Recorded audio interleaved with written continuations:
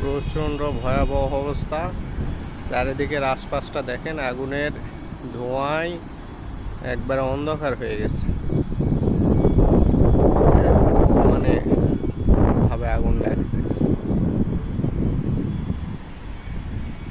এলাকা পুরোটাই দেখেন আগুনে ধোঁয়ায় অন্ধকার আচ্ছন্ন হয়ে গেছে। বাইরে প্রচণ্ড রাত, মানে তাপ, রোদের তাপদাহ, এর ভিতরে আগুনের ঘটনা। এটা একটি দুঃখজনক ঘটনা।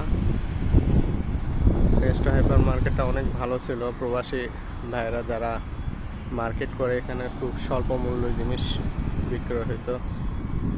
এটা একটি দুঃখজনক। আমি দুঃখ প্রকাশ করছি নিজ থেকে, সকল ওমান প্রবাসী ভাইদের পক্ষ থেকে। আল্লাহ সহযোগিতা করুন আগুন নিয়ন্ত্রণে আনার জন্য।